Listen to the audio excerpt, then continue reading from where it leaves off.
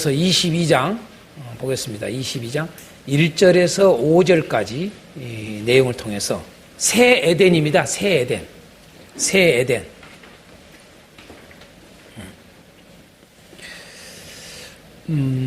거기 보면은 세 가지가 나옵니다. 지금 1절에서부터 5절까지를 보면은 새 에덴에 대한 이야기입니다. 이제 먼저 하나 뭐가 나옵니까? 강이 나옵니다. 강. 그것도 어떤 강이라고 나온가요? 생명수 강이다 이렇게 나옵니다. 왜 그냥 우리가 에덴 동산에 보면은 생명수라는 말을 안 썼어요. 그냥 강만 이야기했지 창세기에. 그런데 왜 여기서는 생명수 강이라고 했을까요? 영원히 이게 죽음이 없는 거죠. 이제 영원한 영원성을 알려주기 위해서 그러는 거죠. 그래서 분명히 이 강에 대해서 1절과 2절 상반절에 강에 대한 에덴, 새 에덴의 중에서 생명수 강을 보여요. 또 그가 수정같이 맑은 생명수의 강을 내게 보이니 그 생명수 강이 어디서 내려오느냐? 하나님과 및 어린 양의 보좌로부터 나오더라. 이렇게 표현합니다. 생명수 강, 강물이 흐른다. 또 하나는 뭐가 나와요?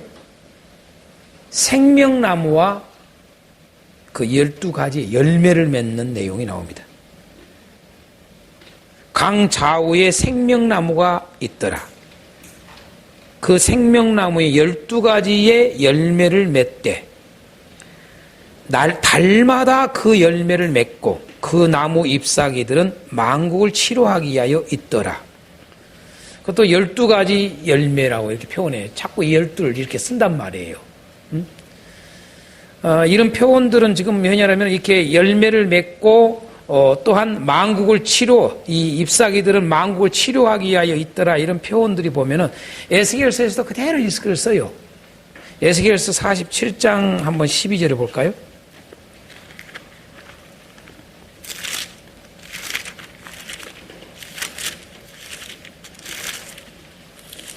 에스겔서 47장에도 보면은 47장이 그 성전에서 물 나오는 이야기 쭉 해놨잖아요. 그렇죠? 그 성전에서 물이 흘러나오는데 점점 물이 올라가지 않습니까? 그렇죠? 넘치는 정말 그 강물을 표현하기 위해서 그런 겁니다. 거기에 보면은 이렇게 분명히 그 새로 회복된 그곳에 이 강도 나오고 그 다음에 열매가 나오는데 거기 말씀 보면은 분명히 12절에 나오잖아요. 47장 12절에 강 좌우 가에는 각종 먹을 과실나무가 자라서 그 잎이 시들지 아니하며 열매가 끊이지 아니하고 달마다 새 열매를 맺으리니 그 물이 성소를 통하여 나옴이라. 그 열매는 먹을만하고 그 잎사귀는 약 재료가 되리라. 아주 요한계시라고 비슷하잖아요. 이게요. 이런 내용들을 보면은요. 그래서 이러한 모습들을 보여주고자 한 것은 에덴의 회복을 보여주고자 이거 기록된 겁니다. 말 그대로. 예. 새 에덴을 우리에게 알려주고자 해놓은 거예요, 이게. 예. 그러면서 3절에 다시 저주가 없으며 하나님과 그 어린 양의 보좌가 그 가운데 있으리니 그의 종들이 그를 섬기며 그 종들이란 말이 다 하나님의 백성들을 말합니다. 예, 종이라는 개념. 요한계시록에서 종이라는 하나님의 종들이라는 개념들을 쓰는데 어떤 특별한 무슨 우리가 말하는 무슨 사역자만을 말하는 게 아닙니다. 이게 하나님의 백성들을 쓰는 지칭하는 말이 요한계시록은 종들로 쓰고 있다는 거.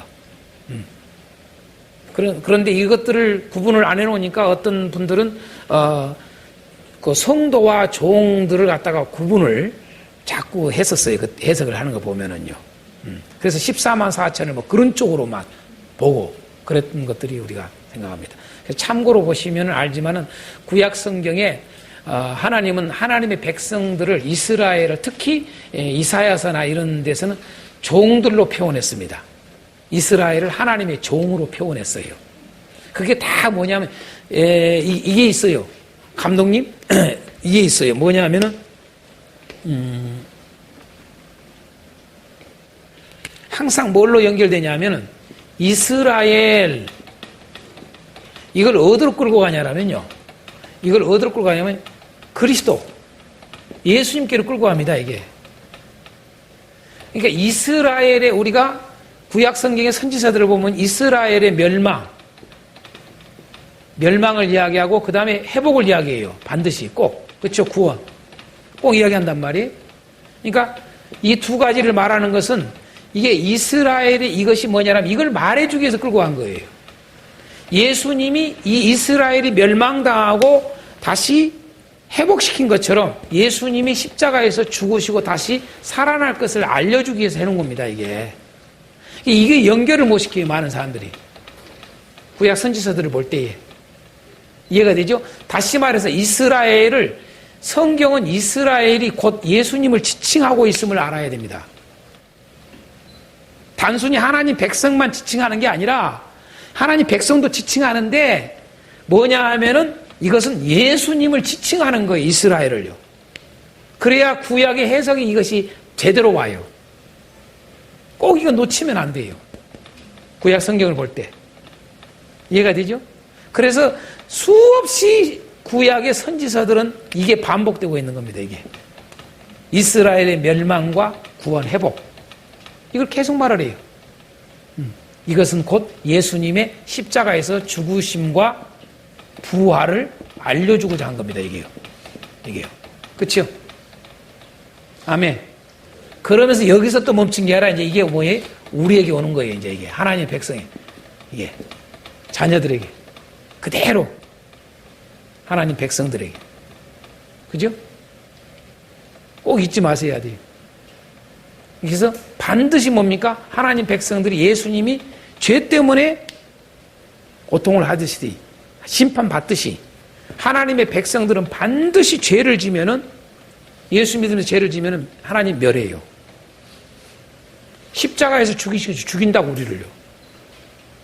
반드시. 우리가 고린도서 5장 같은 데는 뭐라 합니까?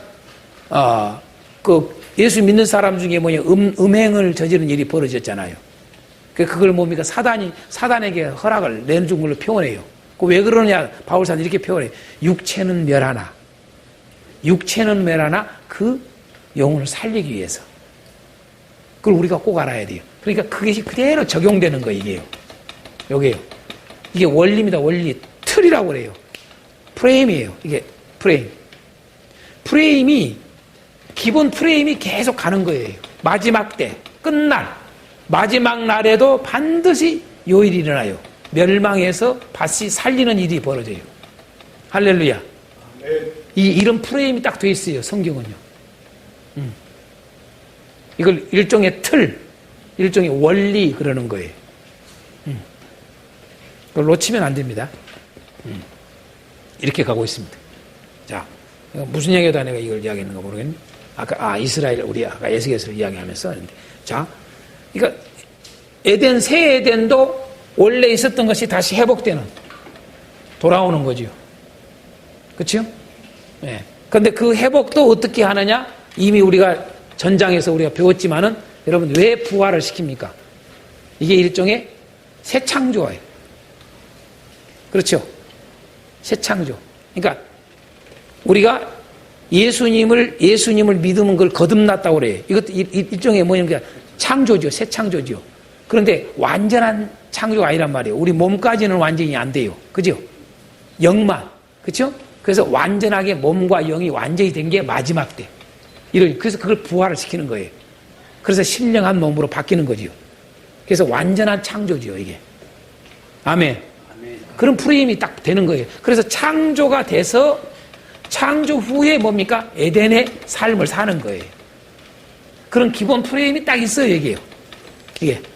그렇게 가는 거예요. 그래서 이건 마지막 날. 그래서 요것은 종말의 시작. 이게 이제 이때부터 종말이라고 그래요. 자, 구약의 이스라엘의 역사 가운데 선지자들을 통해서 끊임없이 멸망, 회복 이야기를 꾹 했던 것들은 언제 여러분 회복이 됩니까? 이 당시로 표현하면 이들의 회복이 뭐냐면 끝날이에요, 끝날. 왜 이게 멸망이에요? 이게 종말이요. 그 시대의 종말, 그 시대적으로 나눴을 때 그 이스라엘의 종말이 와, 종말이. 근데 그 종말과 함께 나중에 다시 회복이 와. 그렇죠? 그렇게 돼 있어요, 이게요. 그 시대의 역사 가운데. 그러니까 이제 이걸 여기서 종말이라고 그러잖아요. 성경은요. 여기서부터 여기까지 종말이라고 그러잖아요. 종말. 이게 종말이라는 의미는 이걸 종말이라고 그러는데 여기에 종말이 시작이에요. 예수님의 초림이. 그래서 예수님의 재림이 뭐예요? 끝이에요. 완성이죠, 완성. 완성. 이렇게 되는 거죠. 그래서 이때까지를 종말이라 그러지 않습니까, 우리가? 성경에서 보니까 이게 종말로 표현하고 있다는 얘기죠. 근데 우리는 종말의 시작을, 이제 한 가지 여기서 조금 이야기해 줄게요. 종말의 시작에 대한 개념을 가지고 있는 게 요건데, 어떤 분들은, 어느 교수님은 요한계시록을 해석을 할 때에 종말의 시작의 개념이 이 개념으로 가지고 끝까지 봐버려요. 그래서 해석이 또 잘못된 거예요. 분명히 뭐냐라면은, 요한계시록은 종말의 시작에 대한 개념으로 해석을 해놓은 게 아니고, 종말의 끝을 가지고 해석을 해야 된다. 아멘. 그걸 놓치면 안 돼요. 내가 어느 교수라는 말하지 않겠습니다. 외국에서 공부를 그렇게 해왔어요. 그렇게 책을 냈고, 요한계시록에 대한 책을. 아시죠? 이해가 좀 이해됩니다. 그러니까 이 개념으로 성경을 해석을 하느냐, 이 개념으로 성경을 해석하느냐, 잘 알아야 됩니다. 구약 성경은 이 개념과 이 개념을 다 동시에 넣어놨습니다. 이 두 가지 개념을 다 넣어놨어요. 그런데 우리는 자꾸 이걸 놓치다 보니까 구약은 초림 예수만 말한다, 이렇게 자꾸 말을 해요. 넌센스예요, 그건요. 구약은 초림 예수를 말하고 있어요. 이렇게 꼭 우리가 가르치잖아요, 신학할 때도요. 구약 성경을 보면은 초림뿐만 아니라 끝도 다 보여요. 재림까지요. 구약에 수없이. 아멘. 그걸 두 가지를 다 봐야 돼요. 자꾸 그러니까 뭐냐면 그걸 놓치니까 이게 오는 거예요. 단절이 되는 거예요. 단절. 그러면 이거 끝나버린 거예요. 그래서 구약을 어떤 사람들 구약을 쉽게 우습게 본 사람들이 있어요. 그리고 구약을 아예 보지도 않는 사람도 있어요. 신약 중심으로만 설교하고 가르치는 분들이 많아요. 어떤 분들이 있어요. 그런 분들이 실질적으로 있습니다. 네. 그런 것들을 모르니까 그러죠. 이런 정보를 더 정확하게 풍부하게 알 수 있는 게 여기 들어있다는 거죠. 구약 안에. 이게요. 그래서 이런 기본적인 프레임만 좀 아시면 좋겠습니다. 자, 새 에덴의 회복. 이것은 설명 안 해도 우리가 그냥 너무나 아는 사실이에요. 그래서 1절서부터 5절까지만 한번 우리 다 같이 읽어보겠습니다. 또 그가 수정같이 맑은 생명수의 강을 내게 보이니 하나님과 및 어린 양의 보좌로부터 나와서 길 가운데로 흐르더라. 강 좌우에 생명나무가 있어 12가지 열매를 맺되 달마다 그 열매를 맺고 그 나무 잎사귀들은 만국을 치료하기 위하여 있더라. 다시 저주가 없으며 하나님과 그 어린 양의 보좌가 그 가운데 있으리니 그의 종들이 그를 섬기며 그의 얼굴을 볼 터이요 그의 이름도 그들의 이마에 있으리라. 다시 밤이 없겠고 등불과 햇빛이 쓸데없으리니 이는 주 하나님이 그들에게 빛이심이라. 그들이 세세토록 왕노릇하리로다. 아멘. 이렇게 해서 새 에덴에 대한 이야기를 하는 거예요. 이게 한마디로 말해서 영광이에요. 영광. 영광. 네. 그래서 끊어지지 않는 게 뭐냐면 생명, 영광, 이런 것은 거룩, 이런 것은 떨어질 수 없는 거죠. 거룩, 생명, 영광, 떨어질 수 없는 그런 단어들입니다, 이게. 자, 마지막으로 결론 부분은 우리가 지금이 처음에 할 때, 제가 서론할 때 말씀을 좀 드렸어요, 이걸. 했는데, 다시 한번, 우리가 한번 6절에서부터 21절까지 한번 읽어보고, 결론 부분입니다. 이제 22장 6절에서 21절은 결혼입니다. 결혼. 그때 끝말의 부분을 뭐라고 되어 있는가 강조하고 마치는가 한번 우리 6절서부터 21절까지 한번 교독을 하겠습니다. 제가 한 절 읽고 목사님들이 한 절 읽고 한번 읽어보겠습니다. 또 그가 내게 말하기를 이 말은 신실하고 참된지라 주 곧 선지자들의 영의 하나님이 그의 종들에게 반드시 속히 되어질 일을 보이시려고 그의 천사를 보내셨도다.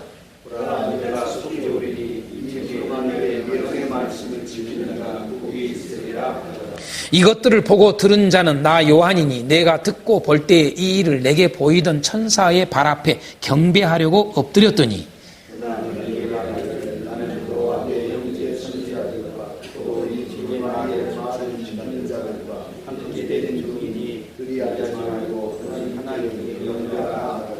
또 내게 말하되 이 두루마리의 애언의 말씀을 임봉하지 말라 때가 가까우니라.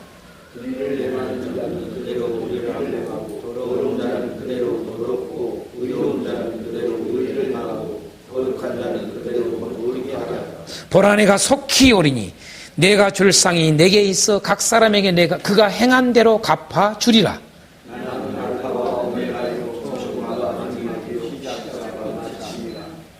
자기 두루마리를 빠는 자들은 복이 있으니 이는 그들이 생명나무에 나가며 문들을 통하여 성에 들어갈 권세를 받으려 함이로다.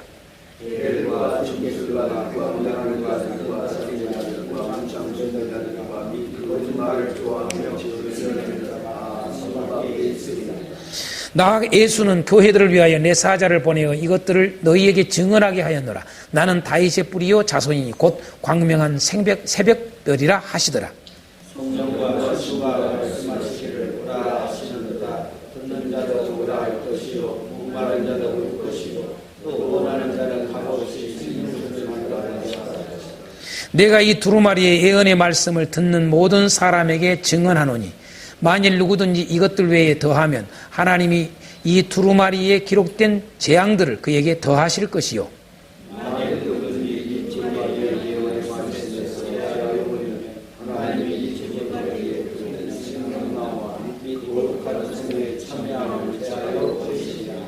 이것들을 증언하신 이가 이르시되 내가 진실로 속히 오리라 하시거늘 아멘. 주 예수여 오시옵소서. 아멘. 자, 우리가 이제 전체적으로 한번 보겠습니다만, 자, 결론은 뭐냐 하면은, 앞에 머리끌하고 아주 머리끌에서 강조했던 것을 또다시 강조하는 거예요. 거의 다. 거의. 대동소이하게 아주 강조를 합니다. 이 아주 강조하고 있는 것이 뭐냐? 속히 오리라. 예수님 재림. 이걸 강조해요. 속히 오리라. 보라 내가 속히 오리니 7절. 12절 보라 내가 속히 오리니 12절. 또다시 20절에 진실로 속히 오리라. 그러니까 예수님이 재림 빨리 오실 것을 그러니까 늘 뭐예요? 왜 제가 이야기 드렸잖아요. 왜 속히라는 말을 썼는가? 왜 속히라는 말을 썼는가? 깨어있으라는 것을 의미해서 썼다는 거. 꼭 놓치지 말라는 거죠. 응? 항상 깨어있는 상. 여러분 예수님이 지금 현재 예수님이 2000년 동안 아직 안 오셨어요. 이렇게 말씀하시는데. 그러면 아니 속히 오신다고 하는데 어떻게 된 걸까? 이러면 안 된다는 얘기죠. 여러분 2000년 동안에 오늘 지금 우리가 살고 있는 이 순간에서도 예수님이 지금 오시기 전에 내가 지금 예수 믿다가 죽어. 그러면 곧 뭐예요? 왜 속히 오리라고 하는 이야기를 할까요? 여러분 이기는 자가 되라는 거예요. 이게 속히라는 말은 이기는 것과 관련된 단어예요. 그래서 깨어있어야 돼. 깨어있는 자가 이기는 거예요. 그래서 깨어있지 아니하면은 결코 이길 수가 없어요. 그러니까 신부가 될 수가 없어. 결코. 나중에 어떻게 여러분 우리가 영원한 생명에 들어가는 부활이 되겠냐 이 말이에요. 깨어있지 않는 자가. 네. 그래서 이기는 자라고 하는 말을 강조하기 때문에 쓰는 거예요, 이게요. 속히 오리라. 자, 마지막 결론적으로 세 가지를 분명히 말하고 있다고 그랬죠? 6절에서부터 9절에는 뭡니까? 이 책의 예언의 말씀을 지키라고 강조하고 있는 거예요. 이 책의 예언의 말씀을 지켜라. 6절서부터 9절까지 한마디로 말하면 그거예요. 이 책의 예언의 말씀을 지키는 자가 복이 있다. 다시 말해서 이 책의 예언의 말씀을 지켜라. 이걸 강조하는 거예요. 자, 그 다음에 10절에서 17절은요. 두 번째로 뭘 강조하고 있어요? 이 책의 예언의 말씀을 임봉하지 말라는 거예요. 임봉하지 말라는 말은 무슨 말이에요? 왜 임봉하지 말라고 그럴까요? 10절에서 17절까지. 예? 임봉하지 말래요. 왜 임봉하지 말라고 그럴까요?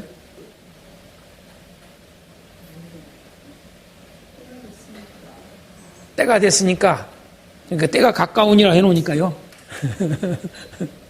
그러니까 얼마나 참 이게 우리에게 의미를 주고 있는지를 알아야 돼요. 지금 2000년 동안 안 오셨잖아요. 네?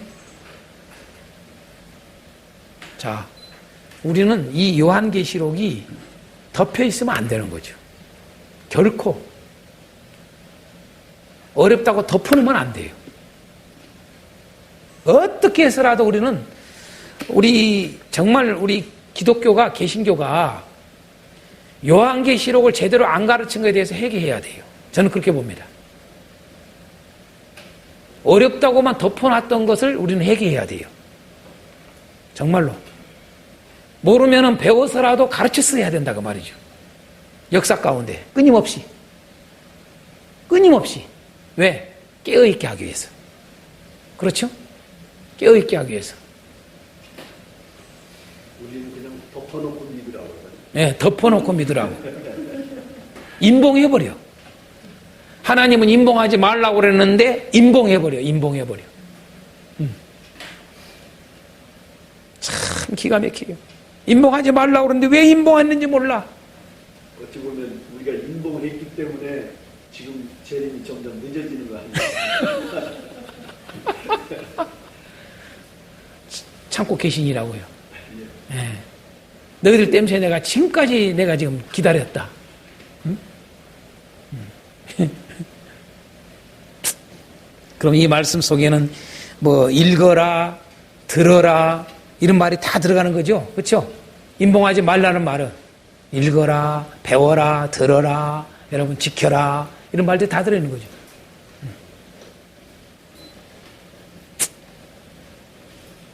그래서 아직도 지금 오픈하고 있는 거죠.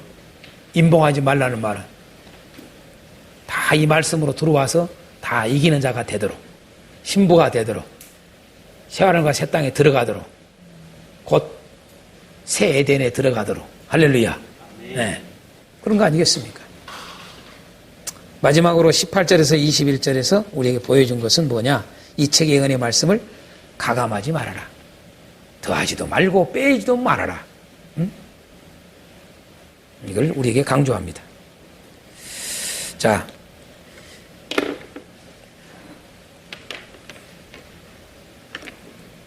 결론을 좀 이제 요한계시록 전체를 한번 훑어보면서 마치겠습니다.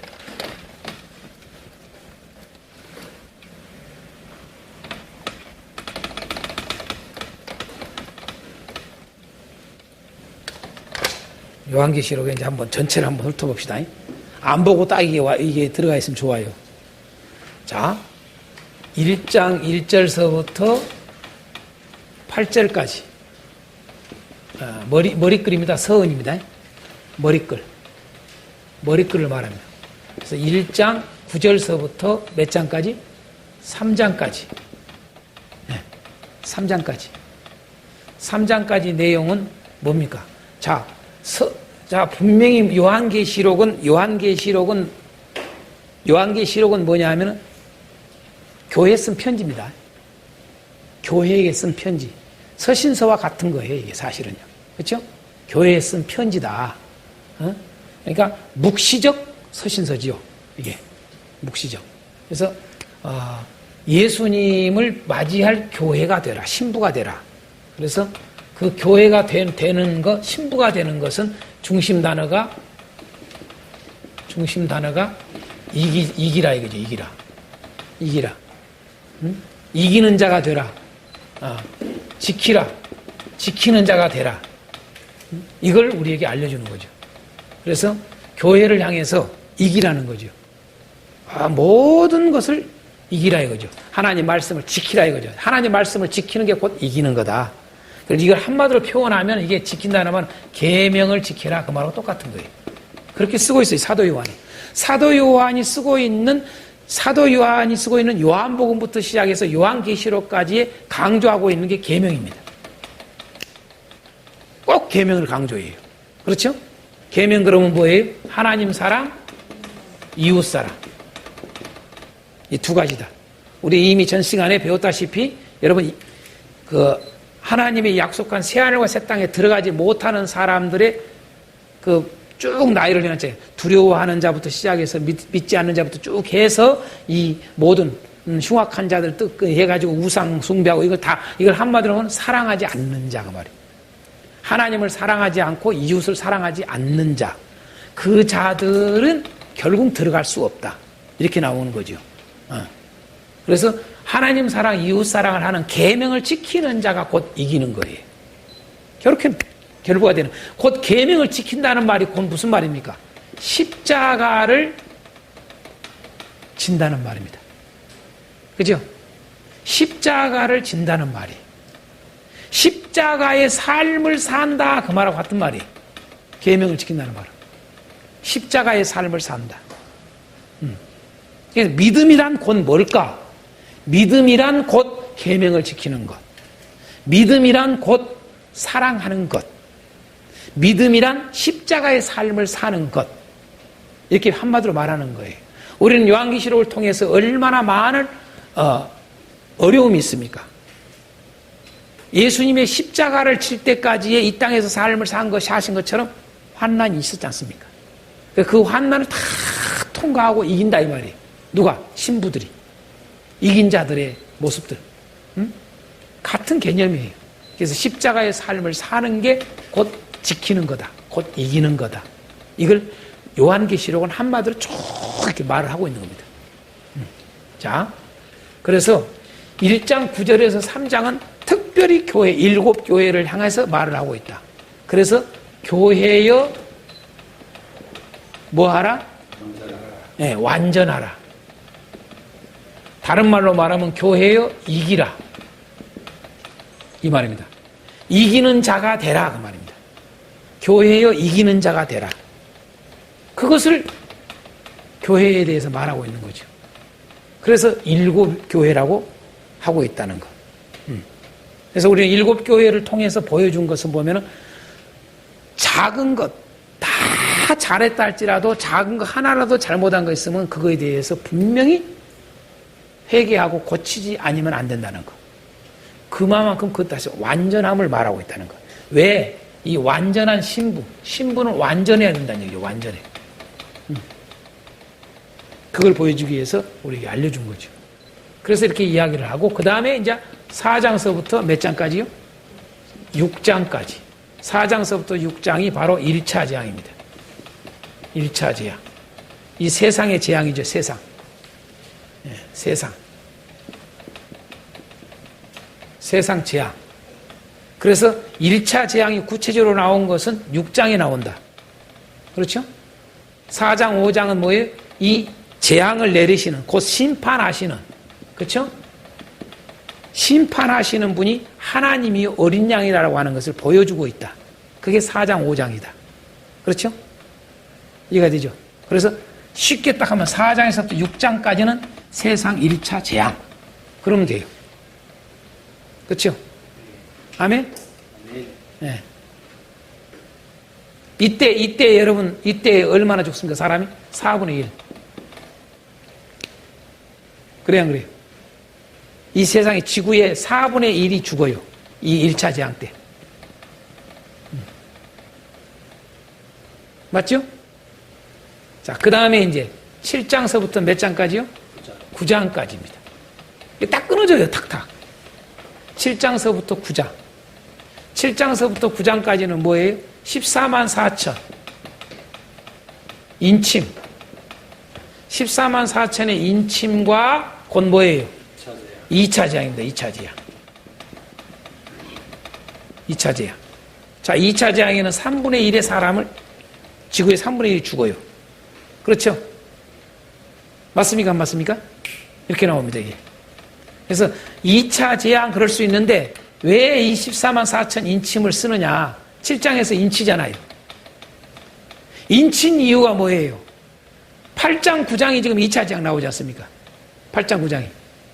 이 세상에 2차 재앙이 나온단 말이에요. 근데 2차 재앙을 뭐예요? 14만 4천은 그 재앙을 받지 않도록 하기 위해서 인친 거였죠. 그렇죠? 쉽게 이야기하면. 제가 표현했죠? 구약 성경에 이스라엘 백성들이 애굽을 하나님이 재앙을 내릴 때에 그 재앙을 온 땅에 애굽 땅에 재앙을 내리실 때에 고센 땅에 있는 하나님의 이스라엘 백성들만 아무 일이 없는 것처럼 그런 일이란 말이죠, 이게. 꼭.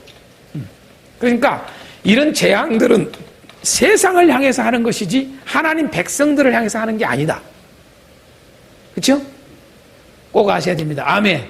아멘. 자, 그러니 여러분 이제 목도를 실질적으로 하는 거죠.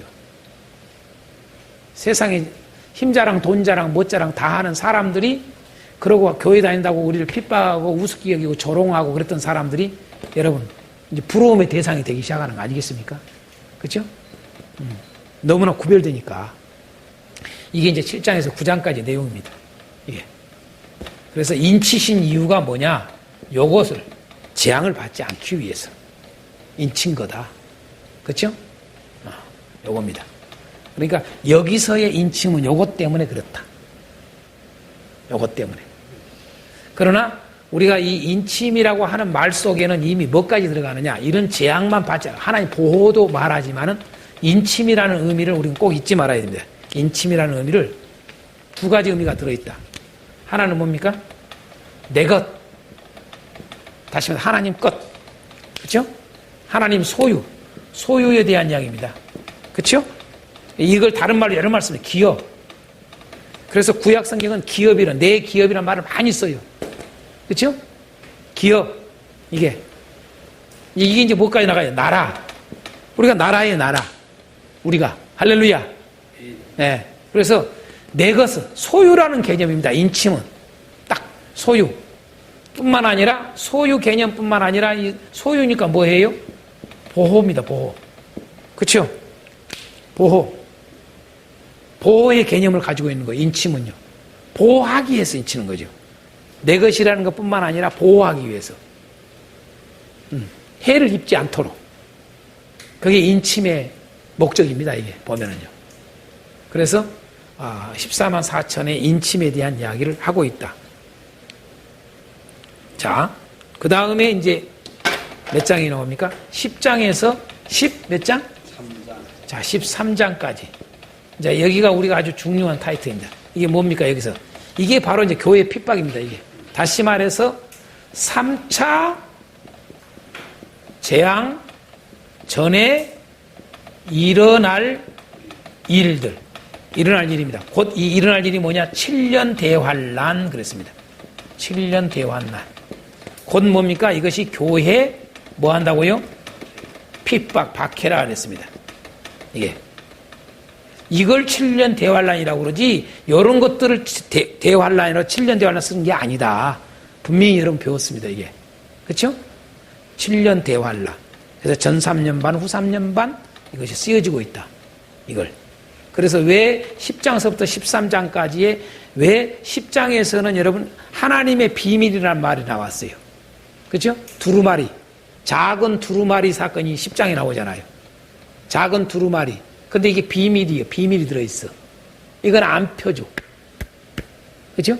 그 하나님의 비밀이 뭐라고 그랬어요? 이 7년 대환난을 왜 하나님이 하신가를 알아야 돼요. 누구에게? 하나님 백성들에게. 왜 7년 대환난을 해요? 여러분요? 이게 비밀이에요. 여러분 우리가 알고 있는 저 이스라엘의 하나님의 남은 자들. 할렐루야. 아멘? 이스라엘의 지금 우리가 알고 있는 저 이스라엘 백성들 속에 하나님의 백성들이 그때 다 돌아온다 이거 집게로. 아멘. 그게 하나님의 비밀이에요. 비밀. 이미 그것을 노마사나 이런 걸 다 쓰고 있어요. 똑같이. 그래서 이 일로 해서 이게 이루어지는 거예요.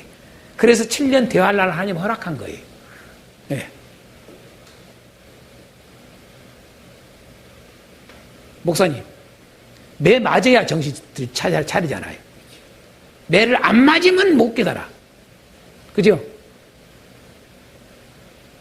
그죠? 그러니까 돌아오게 하는, 아까도 우리가 이야기했지만 이스라엘 멸망과 구원도 하나님이 왜 매를 작정하시냐? 왜 그런 완전히 멸망해서 다른 나라에 다 빼앗김을 당하고 나라가 없어져 버리고 그렇게 되느냐? 하나님이 왜 그런 매를 작정하셨느냐? 그 매를 작정하신 이유가 뭐냐 이 말이. 알게 하시기 위해서. 내가 여호와인 줄 알리라. 할렐루야. 하나님이 구원하신 걸 알게 하기 위해서. 그래서 다시는 이렇게 살면 안 되구나. 이게 딱 각인돼 버리는 거죠. 이게.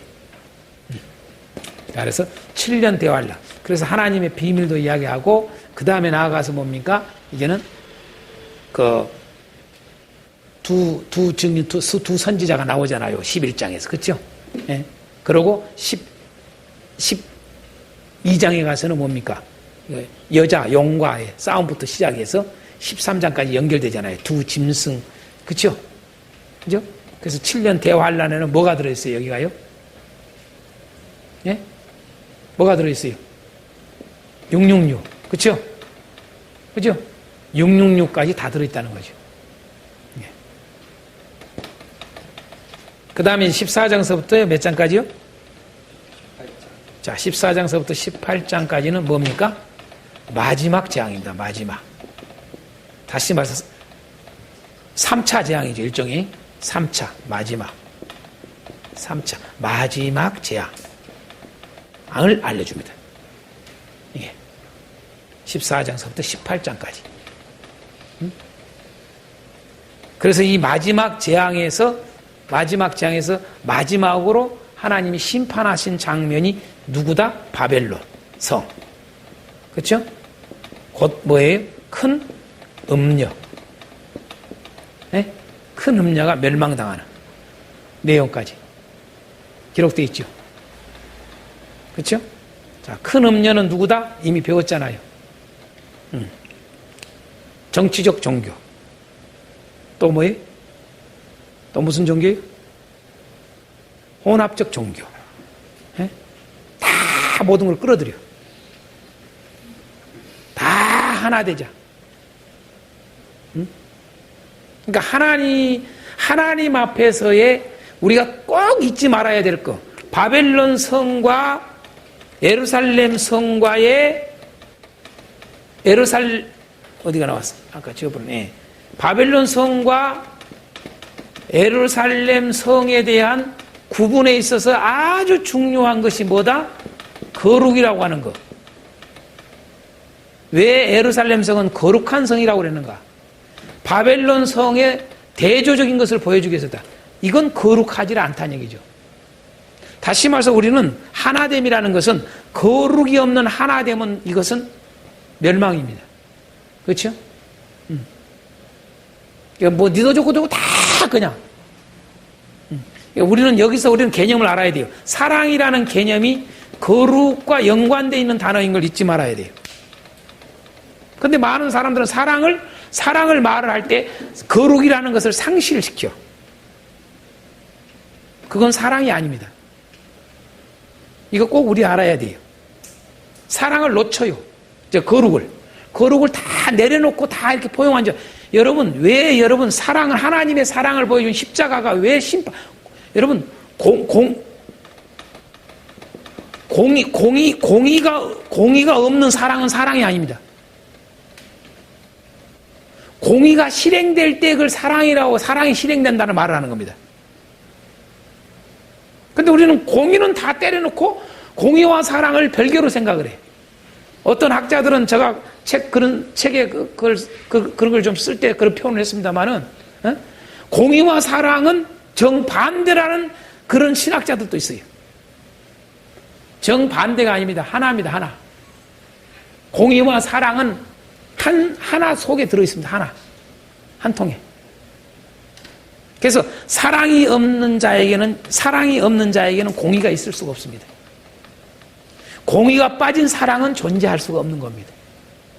그런 건데 이걸 갖다가 이렇게 한단 말이에요. 나눠버린단 말이에요. 절대 십자가에서 이걸 다 보여주잖아요. 그렇죠? 그래서 이 거룩이라고 하는 것을 빠뜨려 버리면 안 됩니다. 이게 그걸 우리는 놓쳐요. 많이들. 십자가라고 하는 것은 사랑이라고 해서 다 아는데 십자가가 거룩이라고 하는 것을 보이는 것을 놓쳐요. 십자가는 하나님의 거룩을 보여준 대표적인 것입니다. 그렇지 않습니까?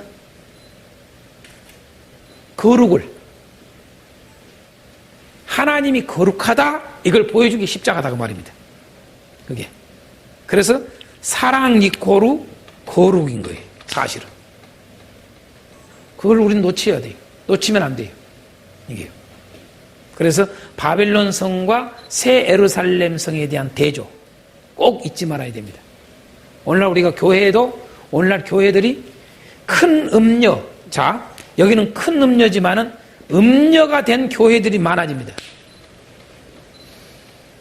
제가 마지막 할 때에 이제 사실 요거 언급 안 했을 거예요. 이 질문 던져야 돼요. 왜 곡과 마곡의 전쟁을 하나님이 허락할까? 다 끝났는데 천년왕국 했는데 에? 그냥 새하늘과 새 땅으로 연결되면 될 거 아니에요. 근데 왜 곡과 마곡의 이 사단을 잠깐 풀어줄까? 왜 이들을 미혹하게 사단이 하도록 허락할까? 저는 이렇게 봅니다. 알곡과 쭉정이. 마지막으로 교회 안에 알곡과 쭉정이는 여러분요, 알곡과 쭉정이는 저 밖의 사람들이 아닙니다. 교회 안에서의 진짜와 가짜를 나누는 작업입니다. 쉬운 말로 하면 양과 염소입니다.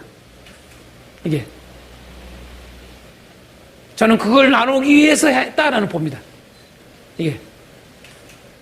그래서 알곡은 결코 미혹되지 않을 것이고, 그렇죠? 쭉정이는 미혹될 것이다.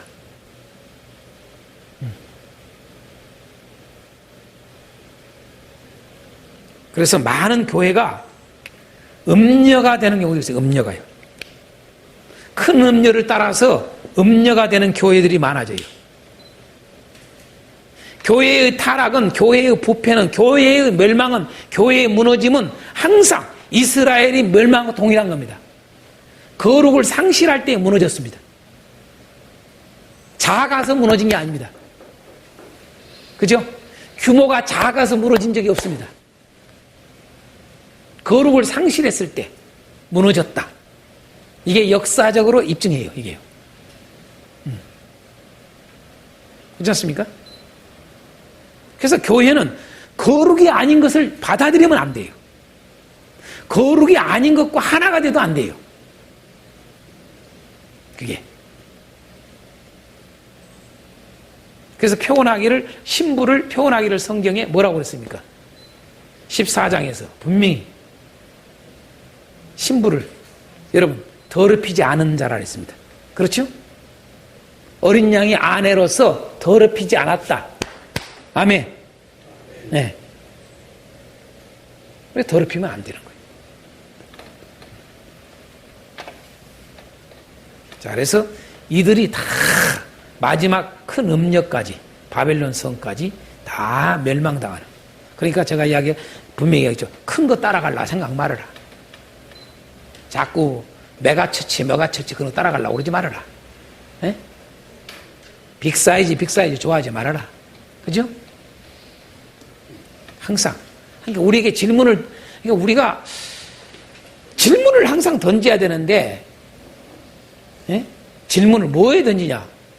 크다, 적다, 이게 아니라, 뭐예요? 거룩하냐, 거룩하지 않느냐? 응? 항상. 내가 지금 더럽히고 있는가, 안 더럽히고 있는가? 항상 여기에 신경 써야 된다, 이거죠. 응? 교회가. 그래서 14장에서 18장까지 내용을 통해서 그걸 보여줍니다. 그 다음에 자 이렇게 하면 지금 이해가 다 되죠? 예. 그래서 이제 다 마지막 이 세상의 마지막 재앙 내려오는 장면이 이게 14장서부터 18장까지 하고 있다.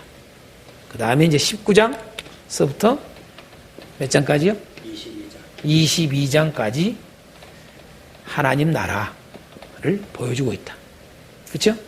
하나님 나라를 보여주고 있다. 이미 전 시간에 했으니까 뭐 안 해도 될 겁니다. 자, 하나님 나라. 자, 그리스도의 재림.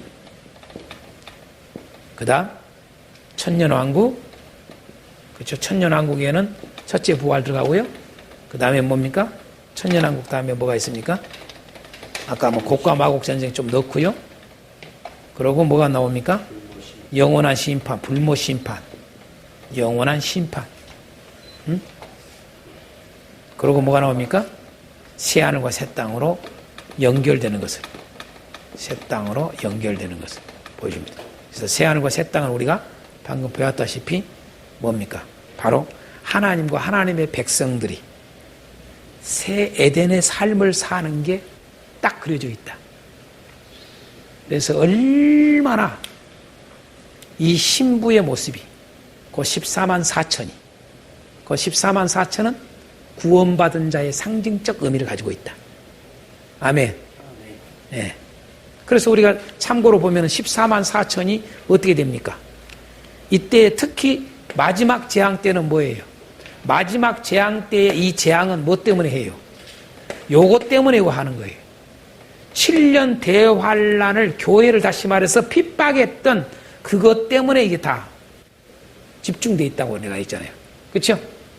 요거 교회를 핍박한 것에 대해서 하나님이 마지막으로 내리치는 심판이다. 이게 3차 재앙이다. 그렇죠? 그러니까 이 3차 재앙할 때도 가만히 보면 뭐예요? 어떻게 됩니까? 이 3차 재앙할 때 이 7년 대환란에 다시 말해서 우리 성도들에 대한 박해에 대한 대가로 내리쳐버리는 재앙입니다. 그렇죠? 조금 다르죠. 1차, 2차는요. 1차, 2차와 마지막 재앙은 좀 다릅니다. 마지막 재앙은 이것에 대한 보복. 좀 더 이야기하면 성도에 대한 신원을 해주는 거죠. 그죠? 이게 가장 우리 그리스도인들에게는 이때가 가장 힘든 거죠. 이게. 그래서 신앙으로 승리하는 것. 할렐루야.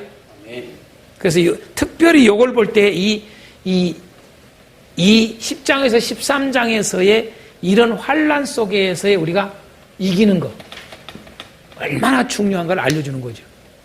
그래서 이김에 대한 강조를 계속 하고 있다. 그걸 우리가 놓지 말아야 됩니다. 그래서 이렇게 이겼기 때문에 신랑 되신 예수님의 신부로서의 그 어떤 말로 형용할 수 없는 완벽한 아름다움의 모습으로 신부로서의 그 단장된 모습으로 이렇게 그려주고 있는 것. 이것이 요한계시록 마지막 부분이다.